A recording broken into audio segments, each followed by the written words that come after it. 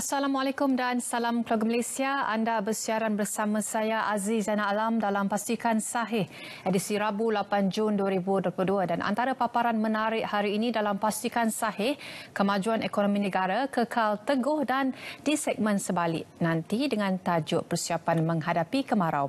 Baik, kita mulakan dengan segmen Sahih.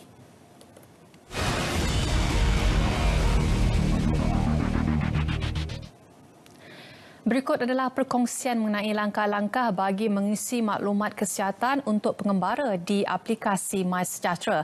Bagi langkah pertama, pengembara perlu menekan ikon pengembara di paparan utama MySejahtera. Seterusnya, pengembara perlu mengisi nama dan mengisi borang pelepasan. Langkah berikutnya, pengembara perlu memilih negara pelepas di pilihan tempat pelepasan di turutan nombor 9. Pengembara yang tiba di Malaysia dari negara yang melaporkan kes monkeypox akan menerima notifikasi makluman kesihatan di aplikasi. Pengembara luar negara yang baru tiba dari negara yang dilaporkan kes cacar monyet monkeypox akan menerima notifikasi makluman kesihatan daya tahan ekonomi negara iaitu memanfaatkan momentum pemulihan yang memberangsangkan pada awal tahun 2022, mengukuhkan daya tahan ekonomi dan fiskal negara pada tahun 2022 dan masa hadapan serta peralihan strategik dari fasa pemulihan semasa ke arah pembaruan jangka masa panjang. MOF akan memulakan sesi libat urus dengan pihak-pihak berkepentingan bagi menyediakan bajet 2023 yang komprehensif dan holistik dalam masa terdekat. Ketahuilah kebaikan serta manfaat keselamatan makanan kepada anda. Antaranya adalah mengelakkan penyakit bawaan makanan, mengekalkan pemakanan dan kehidupan yang sihat, membantu dalam pengeluaran dalam penyediaan makanan yang selamat, membantu dalam perdagangan dan akses atau capaian kepada pasaran baru serta mengurangkan penghasilan sisa makanan serta pepejal.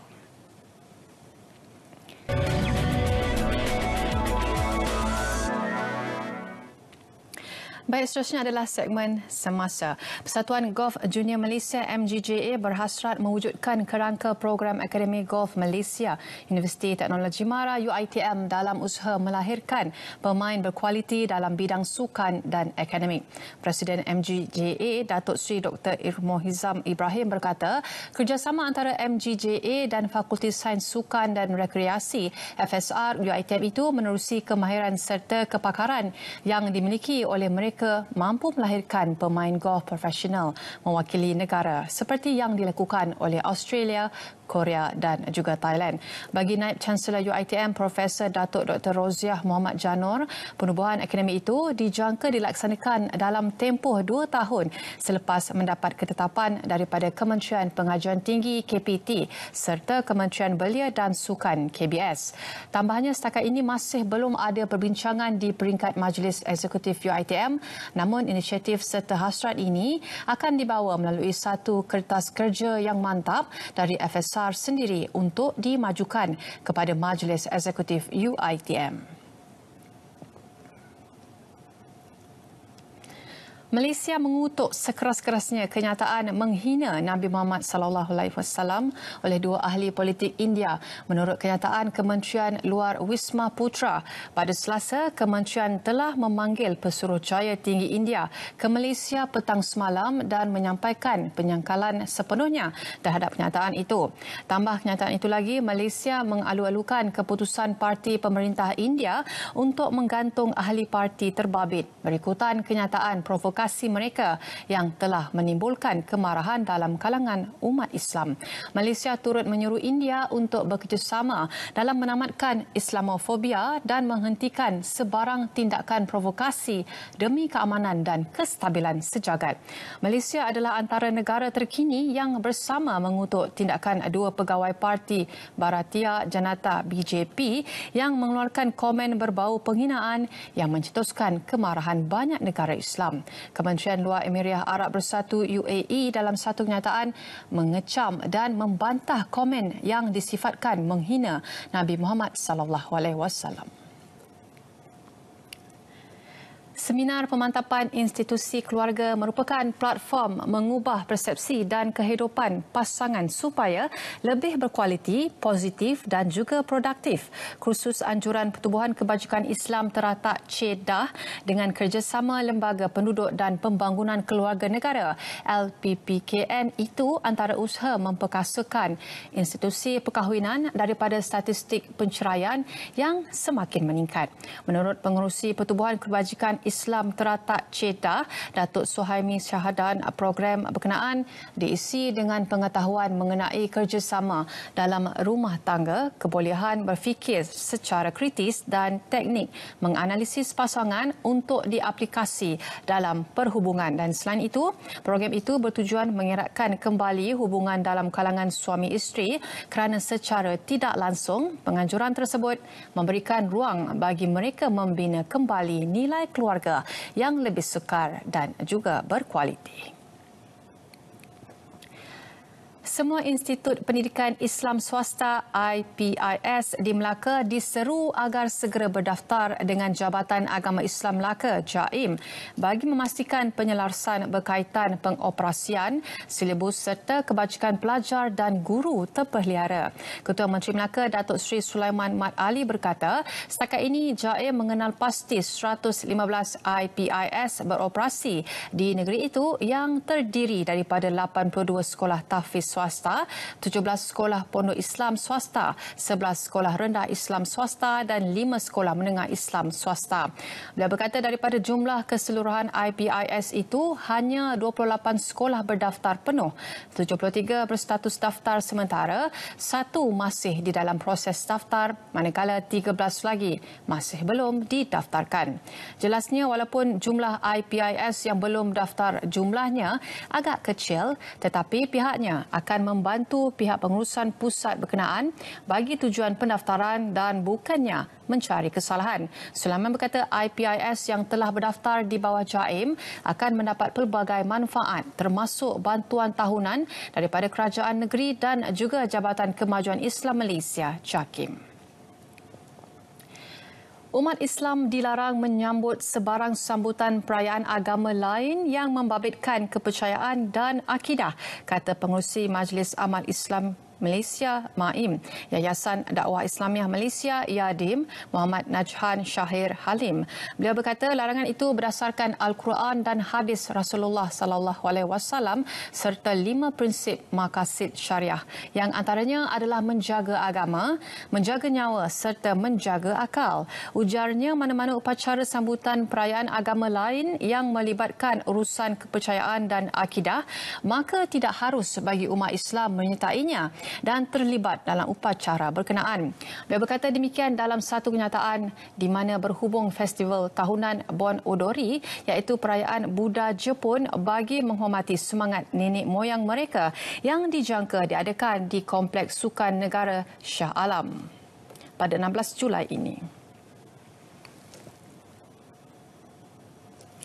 Ahli Parlimen Ampang Datuk Zuraida Kamaluddin akan bertemu Perdana Menteri Datuk Seri Ismail Sabri Yaakob dalam minggu ini. Ia bagi membincangkan kedudukan beliau sebagai Menteri Perusahaan Perdagangan, Peladangan dan Komoditi. Zuraida sebelum ini mengumumkan keluar dari Parti Pribumi Bersatu Malaysia Bersatu dan menyertai Parti Bangsa Malaysia PBM pada 26 Mei lalu.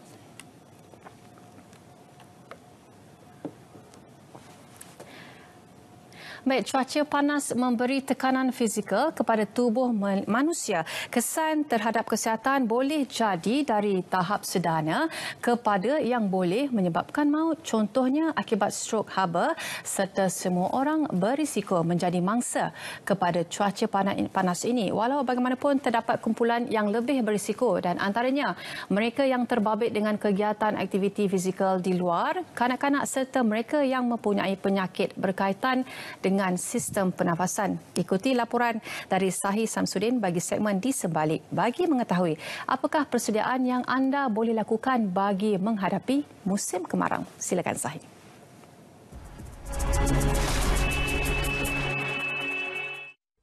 Negara kita dijangka akan mengalami cuaca panas dan kekurangan hujan di beberapa tempat. dan keadaan ini akan berterusan sehingga pertengahan September 2022. Kita perlu bersedia menghadapi kemungkinan kebakaran hutan susulan kemarau. Adakah kita betul-betul bersedia?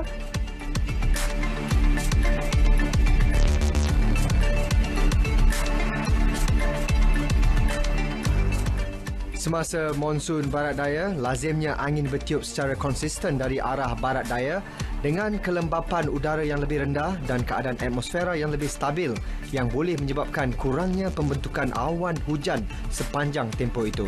Sehubungan itu, kebanyakan tempat di seluruh negara akan mengalami bilangan hari tanpa hujan lebih banyak berbanding musim lain.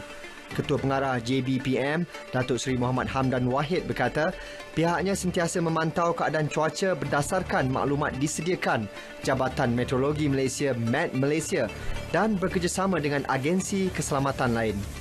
Kalau dia panas, dia betul-betul will be extremely 40 degree Celsius. Dia boleh menyebabkan berlakunya kebakaran hutan, kebakaran alam, kebakaran tanah gambut, dan juga kebakaran tempat pengukusan sampah. Tanah gambut dan tempat pengukusan sampah amat challenging kita buat operasi. Menurut Timbalan Pesuruhjaya Bomba, Datuk Teknologis Nur Hisham Muhammad pula, persediaan sentiasa dibuat oleh pihak bomba, namun persediaan untuk kebakaran yang panjang dan besar agak sedikit berbeza dengan persediaan kebakaran yang biasa. Kita ada kelengkapan jentera yang memboleh bawa air yang banyak. Ada 80 yang boleh bawa 20,000 liter sebab kawasan kebakaran ni selalunya yang ini bukan kawasan penempatan, dia tak ada pilih bomba.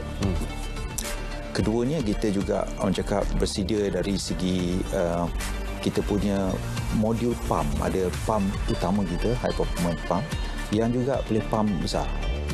Dan kita juga terpaksa gunakan teknologi sekarang ni supaya kita memudahkan kerja kita untuk mengesan di mana berlaku kebakaran. Kita nak guna air sungai yang banyak.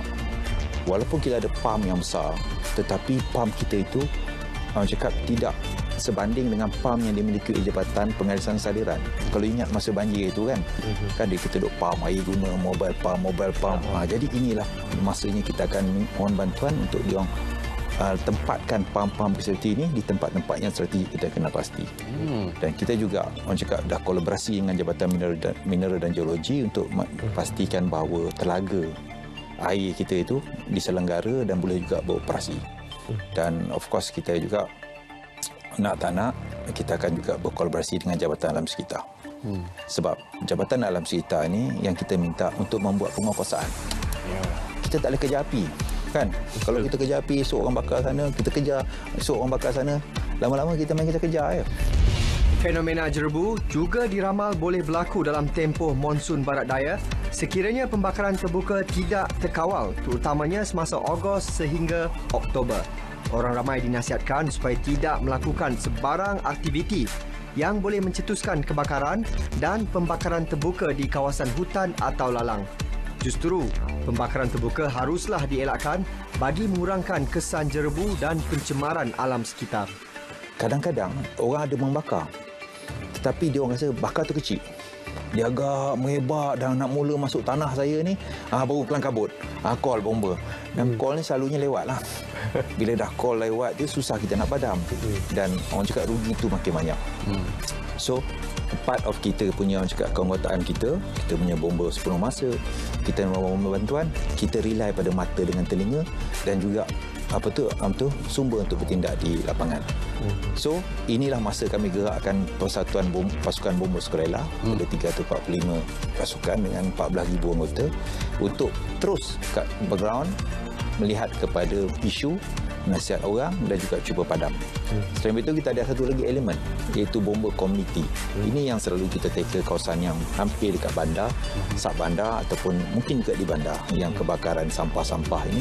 Kita ada 200 lebih pasukan, 2,400, dan diorang ni apabila dah dekat dengan kita akan selalu memberi input kepada kita berhubung dengan insiden-insiden ini. Itu yang strategi-strategi yang kita buatlah. Sudah semestinya kita bersiap siaga dengan keadaan cuaca yang panas ekstrim ini kerana ini bukanlah kali pertama negara kita dilanda cuaca sebegini. Namun harus diingat, keadaan seperti ini boleh mengundang strok haba jika terdedah terlalu lama di kawasan panas. Elak daripada melakukan sebarang aktiviti di bawah panas terik. Saya Samsudin untuk segmen di sebalik. Assalamualaikum dan salam keluarga Malaysia.